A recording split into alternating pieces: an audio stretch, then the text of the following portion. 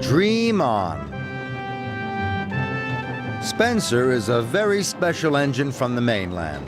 He belongs to the Duke and Duchess of Boxford. He's very fast, very shiny, and very strong. He also likes to show off. Coming through! The other engines don't like that.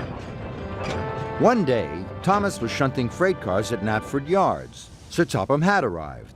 "The Duke and Duchess of Boxford are coming to Sodor with Spencer," he boomed. "Spencer will be very tired after his long journey, so you, Thomas, must help him." Later, Spencer arrived. Thomas was still working. "Take my passenger cars and shunt them away," Spencer huffed grandly.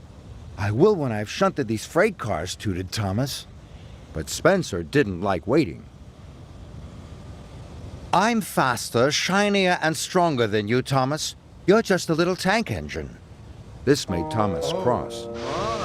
But he remembered Sir Topham had told him to help. "Cinders and ashes," cried Thomas. So, Thomas shunted Spencer's passenger cars safely into the sheds. "What has been going on here?" he said sternly. When Thomas arrived my, back at cried Tidman's the sheds, little engine. he was very tired. "Cinders and Spencer ashes," was already cried there. Thomas. "Anyone can shunt freight Mr. cars, Percival week, Spencer, arrived but you at have the to be wharf. very special to What pull the Duke and Percival Duchess was of there? Boxford." This made Thomas very cross. "Thomas," he said, "the narrow gauge engines are bringing bricks, flour, and lumber. They must be loaded into your freight cars by supper time." Mr. Percival left. Thomas felt very happy. So he blew his new whistle loudly. Rheneas was surprised. He jumped and biffed into his flatbeds. Skarloey and Sir Handel laughed. Even Rheneas thought it was funny. "That was fun," tooted Thomas. Now he wanted to play more jokes and have more fun. So Thomas chuffed off to look for another engine to peep. Later, Rusty puffed into the wharf. He was shunting cars full of bright red bricks. They were to be unloaded into Thomas's empty freight cars. But Thomas wanted to have more fun. About the fireworks He party rolled at up all. behind Rusty. Not Rheneas and Skarloey held their puff. Thomas About the blew his new fireworks whistle. party at all. Beep! Rusty once. jumped and he biffed his freight cars. about the Rusty was fireworks covered party in at red all. brick dust. Not once. Skarloey and Rheneas both laughed. About the Thomas thought it fireworks was party great fun. at all. Rusty Not thought it was fun Emily too. was there. Now She he was wanted pulling to the join in. carousel. She was very excited.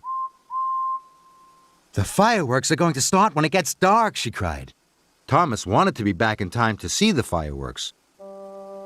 But the lighthouse was on the far side of the island. It was a long way, and it would take a long time to get there. Then, an idea flew into Thomas's funnel. "I'm sure the light bulb wouldn't break if I went just a little Thomas's faster," he flat. chuffed. It's not too And heavy so for me, Thomas tooted speeded Thomas. up, just a little. Thomas's flatbed. Thomas puffed along. It's not too He saw heavy for James me, at the tooted water tower. Thomas. James had wagons and wagons and wagons of Thomas's fireworks. flatbed. "This is going to be the It's biggest not too heavy firework for party me, ever," tooted James Thomas. whistled happily. Now Thomas wanted to see the Thomas's fireworks flatbed. even more. "I'm It's sure not too I can heavy go for just me." a little Thomas faster," he chuffed chuffed. proudly on. So Thomas Then there speeded was up. trouble. He heard a loud crunch. Thomas looked up. Tall trees were hanging over the track. "Oh no!" cried Thomas. "The tall mast must have caught in the trees." Thomas couldn't move forwards or backwards. So he huffed and he chuffed. And with a mighty puff, Thomas broke free. "Hooray!" tooted Thomas. But Thomas didn't know the ropes holding the sails had untied. Thomas was feeling very grand now. The wind was strong. It was blowing him along. "Whee!" Thomas cried happily. He was going faster and faster. The wind grew stronger. Thomas raced round a bend. Be careful, Thomas, Molly tooted. The wind is filling the boat's sails. But Thomas whooshed by so quickly he didn't hear her. Coupled up to the garbage wagons and quickly shunted them The away. mayor, Sir Topham, and Lady Hat were waiting at the harbor. They could see Thomas racing towards them. Slow down, Thomas, boomed Sir Topham Hatt. But Thomas couldn't slow down. The mayor, Sir Topham, and Lady Hat could not believe their eyes. Thomas whooshed past and raced away from them. Coupled up to the garbage. Faster and faster quickly around the shunted bend them in the away. track. We smelt Suddenly you the coming wind for miles, dropped, wheezed and Gordon Thomas grandly. stopped. Bye, Dave's whiff, whistled Whiff. It suits you, laughed Henry. Phew. Emily was very embarrassed. She hurried away. Whiff puffed after her.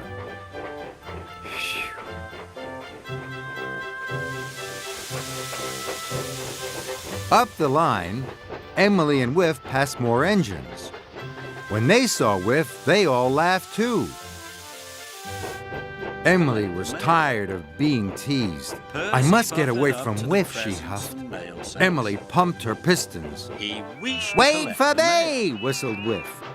Percy buffered up to the presents and mail. But Emily wasn't going to wait for Whiff. He And wished to soon, collect the Whiff mail. was a long way behind. Percy buffered up to the presents and mail sacks. Emily was glad Whiff had gone. He wished to It's collect not my the mail. fault he can't keep up, she huffed.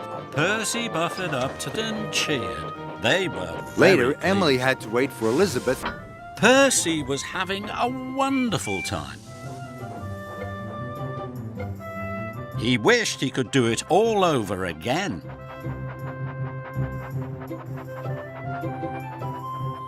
Percy wondered what job to do next. He came to another junction. This time, straight ahead was the way to Maithwaite Station and to Dowager Hat's luggage, and the left track went to Brendam Docks. The lights for the town hall were waiting there.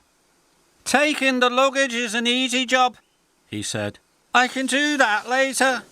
And so Percy puffed left to collect the lights for the town hall.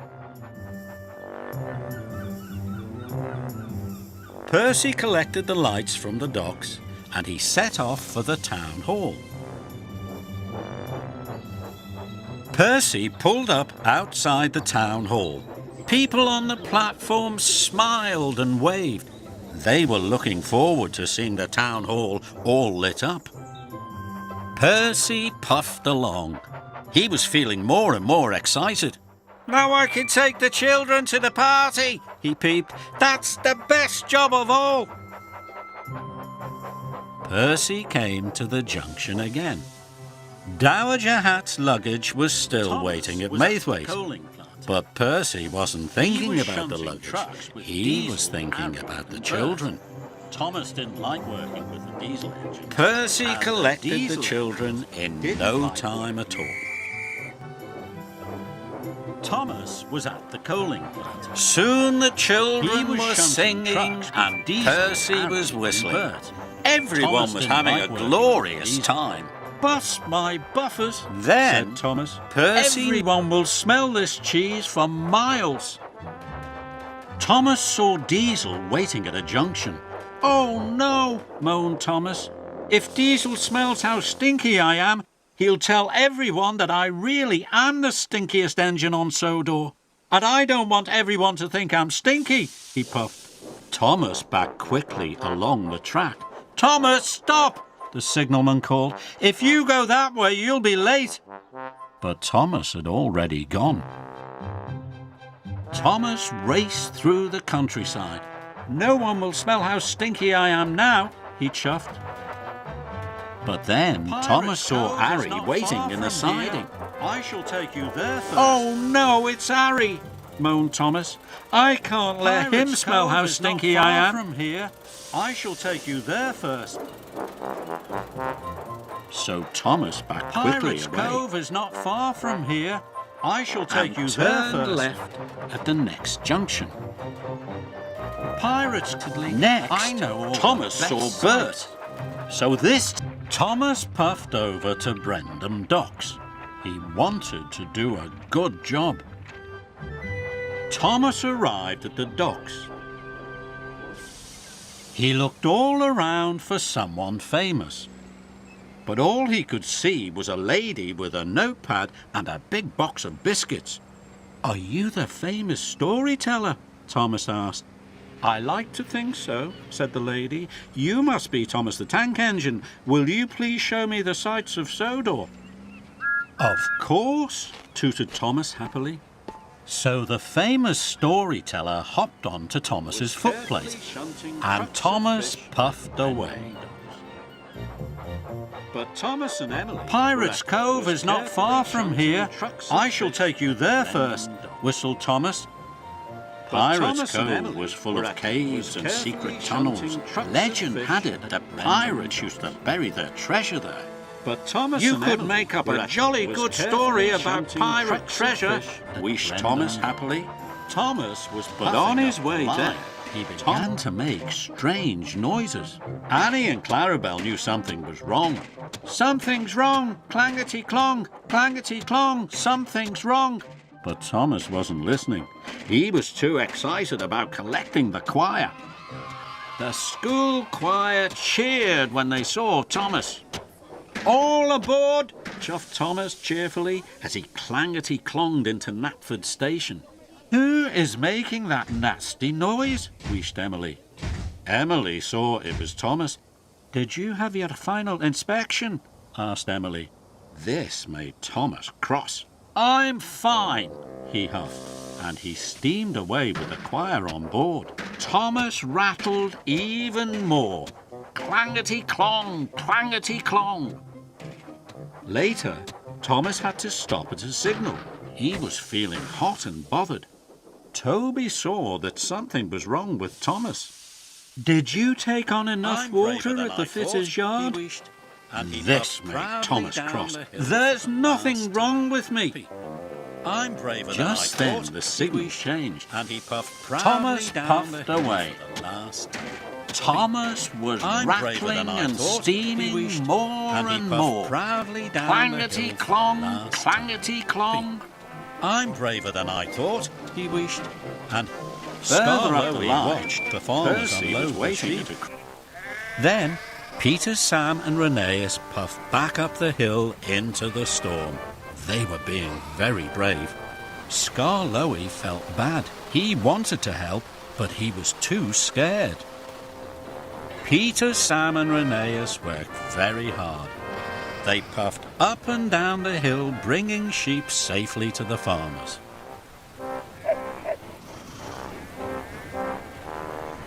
Then there was trouble. Peter, Sam and Rheneas had puffed up and down so many times they both ran out of coal. "There are still more sheep on the hill," wheezed Rheneas sadly. "What are we going to do?" chuffed Peter Sam. Skarloey looked at his two friends. They were very tired and very sad. Then he looked at the farmers. They were worried about the sheep. "If a big engine like me is frightened of thunder, the little sheep must be very scared," Skarloey chuffed to himself. "I wanted to help the sheep. I wanted to help the farmers, and I wanted to help my friends. But I haven't helped any of them. I've let them..." Duncan was very heavy, but Madge was sure she could pull him. She roared and revved, and slowly she pulled away. Madge drove carefully along the country roads. She was being safe and sure. Soon Duncan started to tease her. "You always go so slowly," Duncan laughed. "We'll be lucky to get to the transfer yards by tea time." "I always do my job safely and on time," said Madge. "But it'll be a slow and dull journey," puffed Duncan. "Not fast and exciting, the way we engines like it." It was a foggy night on the Madge island of sighed. Sodor. She didn't want to be teased anymore.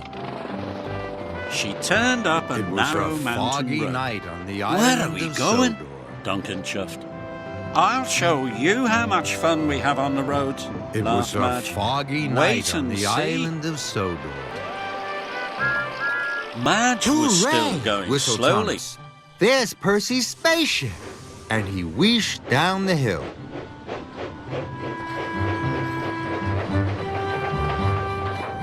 Thomas puffed closer and closer, but it wasn't a spaceship.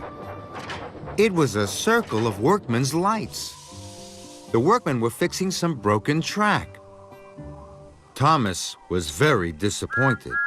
"I must find Percy's spaceship," he whistled. So he chuffed on through the fog.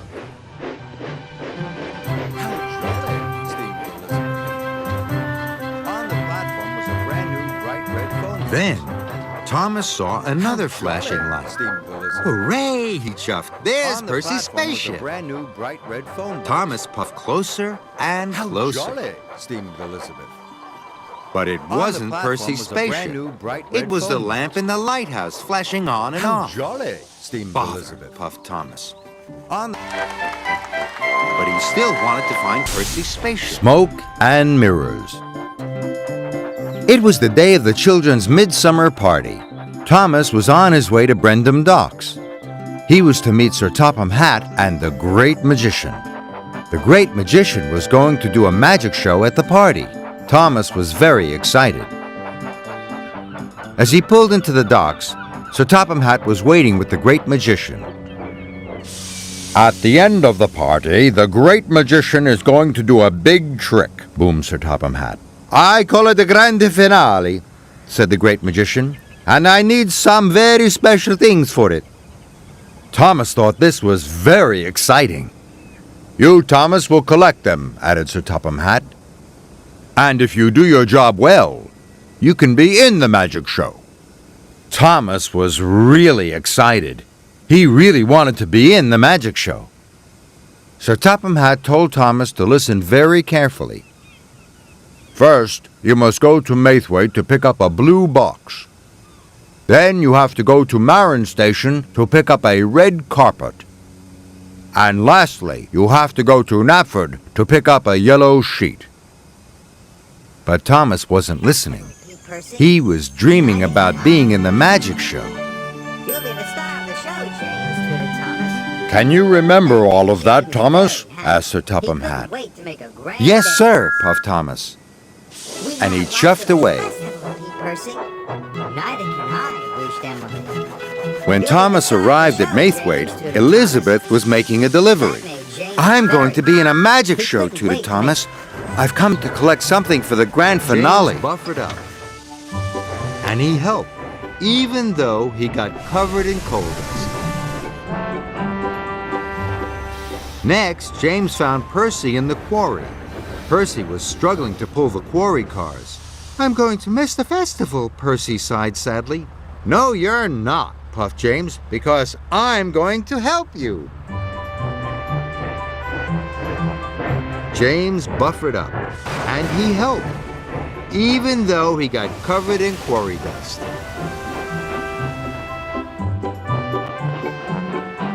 Then James found Emily at the junction. "I can't pull the fish wagons any further, James. They are too heavy. I'm going to miss the festival," she sighed sadly. "No, you're not," puffed James, "because I'm going to help you." And James did, even though he knew he would be covered in smelly fish. He accidentally left Farmer McColl's parcels with the children. He accidentally left Farmer McColl's parcels At with the the Scottish children. castle, and he whooshed away. Edward puffed across the countryside.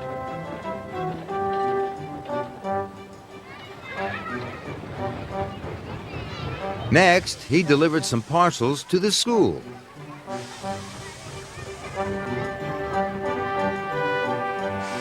And finally, he delivered the rest of the parcels to Farmer McColl. "That was easy," chuffed Edward. "I made all the deliveries and I didn't have to ask anyone how to do it." He felt very proud and very relieved. But Sir Topham Hatt was getting lots of phone calls. Edward had delivered the wrong parcels to the wrong places. When Edward found out what he had done, he was upset. "I'll have to deliver them again," he wheezed sadly. Edward was worried. Edward knew everyone was waiting for their parcels. He would have to hurry. The Sodor show was First, to Edward puff collected the over parcels from the Gordon's Hill. children's park. Thomas's axles tingled and his wheels trembled. Whee! He gasped, and then... Whoa! The Fat Controller's brand new hat blue car slid away from Thomas and down the other side of the hill. Oh no! Cried Thomas, and he raced after the runaway car. Percy was waiting. Arthur puffed slowly into a siding. He had heavy wagons of fish. Look out, Arthur! Arthur's wheels spun as he raced straight into the buffet. The fish shot into the air. Oh no! Cried Arthur. Just then, Thomas chased through the junction.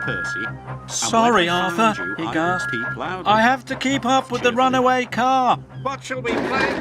The runaway brand new hat blue car raced on. Thomas puffed harder and harder. Percy. Ahead, there were works on the track. Thomas loudly. The Fat Controller's here. But the Fat Controller wasn't really there at all. Suddenly, there was a loud noise. Percy had been hiding at the top of the coal hopper. Thomas was surprised. Push my boiler, puffed Percy. Where is he, Thomas? But Percy couldn't see the Fat Controller anywhere.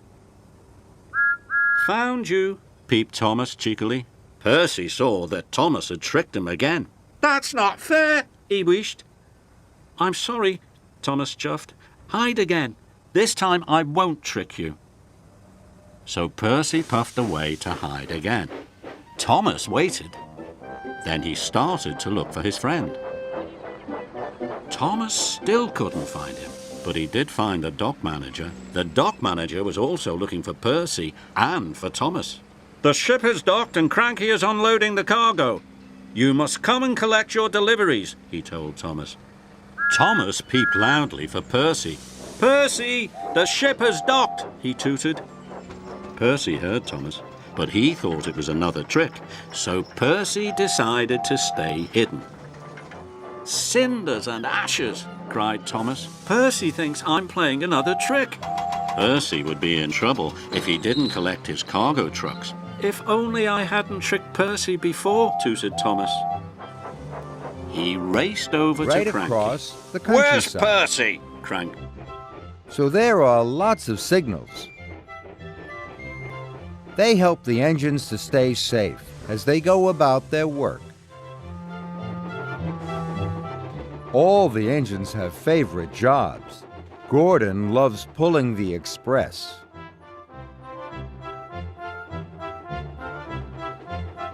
Gordon thinks it's the most important job on the island. And Gordon likes to feel important. One morning, Sir Topham Hatt came to see Gordon. "Gordon, the points are broken," said Sir Topham Hatt. "An important mechanic is coming to fix them. You are to collect him at Marin Station. Then you must take him to the points as quickly as possible." "Don't worry, sir," chuffed Gordon. "I'll get him to the points for you."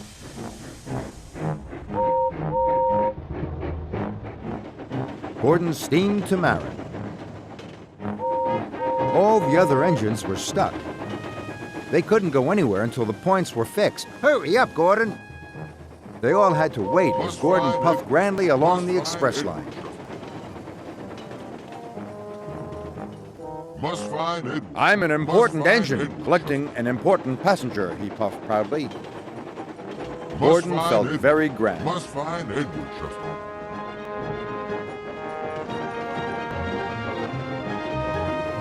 Gordon pulled, but every way that Henry chuffed, there were more delays. "Sorry," puffed Thomas. "It has taken me a long time to clear this line." "It's not your fault," Henry wished. "I need to find Edward and my lucky trucks."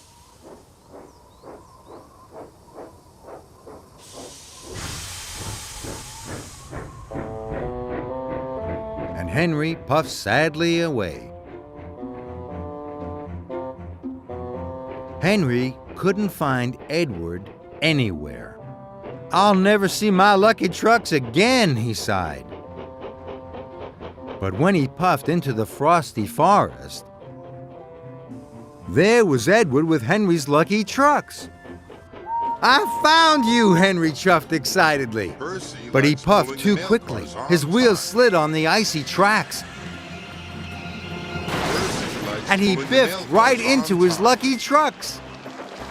"Oh no, I've broken my lucky trucks," groaned Henry. Henry didn't know what to do. "I'm not going anywhere," Thomas steamed. "You must pull the chicken slowly and smoothly." "I know that," sighed Billy. He pumped his pistons impatiently. "Don't pump your pistons before you're ready to leave," whistled Thomas. "It wastes coal and water." Billy puffed and huffed. "And first, you must take on enough coal and water for a busy day," added Thomas. "Thomas," huffed Billy, "stop telling me what to do. You are a very bossy engine." And Billy raced off. "He thinks you're a bossy boiler, me hearty," laughed Salty. Thomas didn't like being called bossy. He had promised Sir Topham Hatt he would look after Billy, so Thomas chased after him. Later at the transfer yard, Thomas was pleased to find Billy at the farm, but Billy wasn't pleased to see Thomas. "Billy, you must take on coal and water." "Don't tell me what to do, Thomas," huffed Billy. "You are a very bossy engine." Billy steamed off. Puffed importantly. "Silly Billy, you've forgotten that..." Very excited. "I can collect the workmen," he hooted happily. But Sir Handel wasn't listening. "I must find the very best engines," he huffed. "Wait here." Then Sir Handel found Duncan and Peter Sam. They were racing down some twisty tracks. "I'm in charge of a very important special. I need a fast engine to take a train to Thomas at the yards," chuffed Sir Handel importantly. "We can pull trains faster than any other engine," Duncan and Peter Sam puffed excitedly. But Sir Handel wasn't listening. "I must find the very best engines," Sir Handel steamed snootily. "You must wait here." So the little engines pulled into a siding. Sir Handel felt more important than ever. Duncan clickety-clack, Duncan coupled up to... Then there was trouble. Sir Handel arrived back at the transfer yards. Thomas had already arrived to collect the special. "Where's my train?" "I did," wheezed Duncan. "Now I want to deliver this straw to the farm. It's a very important job." And he puffed quickly away. Duncan met Rusty at the lake. "Do you want to help take my sightseers to the forest?" hooted Rusty. "No, thank you," chuffed Duncan. "I'm enjoying doing my own job."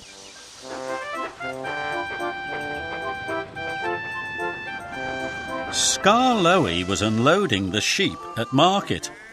"Next, I have to collect some cows," he whistled. "Do you want to help?" "No, thank you," chuffed Duncan. "Delivering my straw is just as exciting."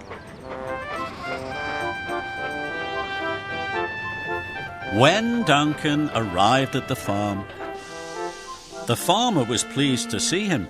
That made Duncan feel very happy. He had finished his job properly, and he had been a really useful engine.